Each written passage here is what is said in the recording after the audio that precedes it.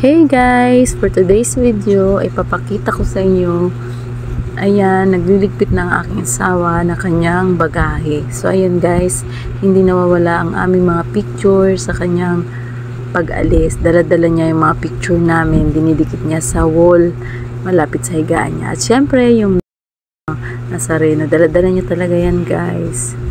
So ayan, o diba? So ayan na nga, tapos na siya magligpit.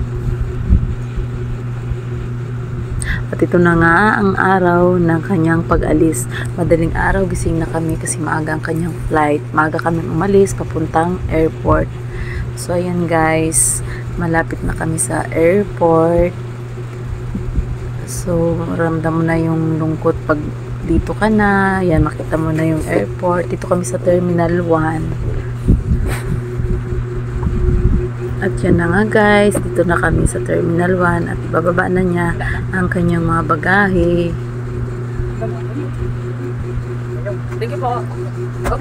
Kami ay nag-grab lang. So yun guys, nag-check-in muna ang aking asawa, tapos babalik siya ulit kung makakalabas pa siya. So ayan guys, syempre hindi mawawala ang mga beso-beso bago umalis. Dito mo makikita guys yung merong mga umiiyak. Siyempre nakakalungkot talaga. Kahit sino naman maluluha talaga pag ganito ang moments, diba? Diba? Hug and kiss. The saddest part ng mga LDR dyan. Ito na yun.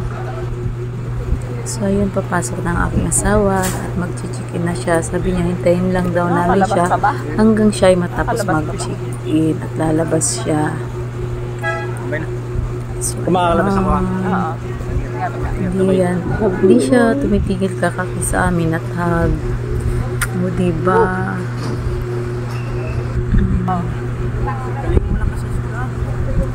Diba, hug kay Bunso, nalab niya yung mga anak niya.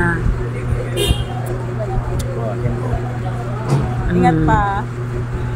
Tayo na nga, papasok na ang aking asawa at siya ay mag-check-in na. So, let's see kung siya ay makakalabas pa ulit. Hintayin natin siya. Sabi niya, hintayin namin siya.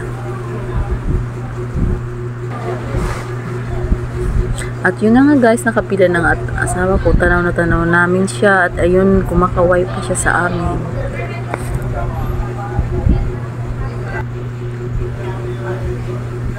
So ayan guys, nakalabas ulit ang aking asawa. So ayan, kami ay pauwi na rin at kami ay magtataksi na.